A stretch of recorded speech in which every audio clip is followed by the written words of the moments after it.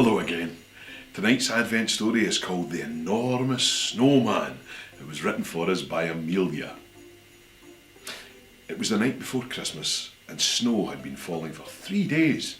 The garden was covered with a thick blanket of snow which sparkled under the glow of the Christmas tree lights which were shining out of the sitting room window.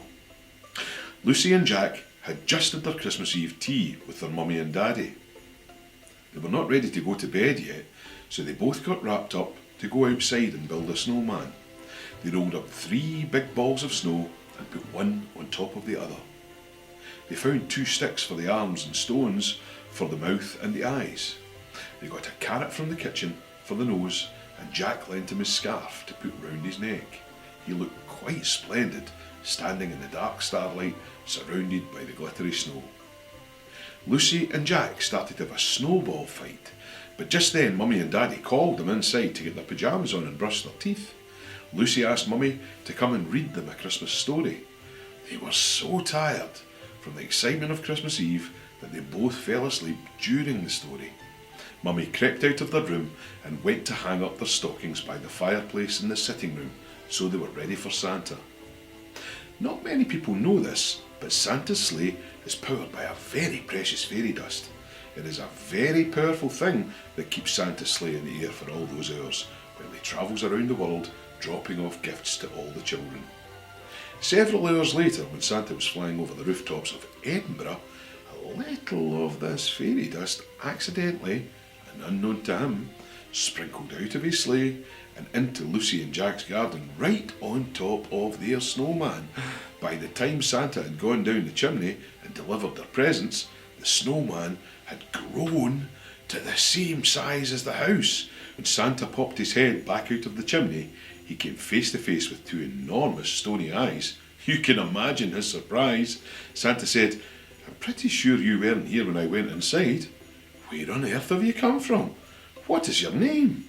The snowman said he didn't have a name, and that a short while ago he felt a funny tingling feeling all over his body, and then suddenly he felt himself shooting up like a rocket. It was quite a mystery. Then Santa saw trails of his magic fairy dust on the snowman, and he realised what must have happened. When used properly in the sleigh, the fairy dust helps it to fly, but in the wrong situation, all sort of strange things start to happen. When it came into contact with the snowman, it must have made him grow and grow. The only way to shrink the snowman back again was to get the reversing powder from the elves. He had just enough fairy dust to get back to the North Pole and back again. He had to be quick though, because he still had many houses to visit. On the way back to the North Pole, he called the elves. Their number is 011-2333-4555. He explained what had happened and that they needed to make the snowman small again. When he got to the North Pole, the elves were standing outside the factory waiting for him to arrive. They gave him the reversing powder which would make the snowman small again. They all topped up his fairy dust. Santa rushed back to Edinburgh and found the snowman, which wasn't difficult because by this time he was the size of a skyscraper. The snowman said to Santa that he would help him with his journey to make up for all the time he had lost going back to the North Pole. So Santa attached him to his sleigh, and the snowman helped power the sleigh round the world and then back to Lucy and Jack's house just in time for the children to wake up. Santa quickly used the elves' reversing powder to make the snowman the right size again.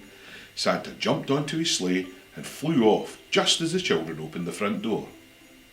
They always did wonder why the snowman's arm looked like it was waving to the sky. We know though, don't we? Lucy and Jack came inside to open their presents. There was an extra one under the tree, a framed picture of an enormous snowman. Their snowman, standing beside the house. P.S. Next year, Santa is going to go electric to avoid the future risk of fairy dust spillages. The elves are already working closely with the fairies on redesigning the sleigh's engine. Thank you so much, Amelia. I hope you enjoyed tonight's Advent story. Don't miss out on the chance of some more Christmas magic by booking my new online Santa at Home grotto now. The elves and I have been very busy getting the Wi-Fi sorted out in the North Pole so that we can all meet and chat together via Zoom and have a right good Christmas party together. Book now at santaathomeofficial.com. Merry Christmas, everyone.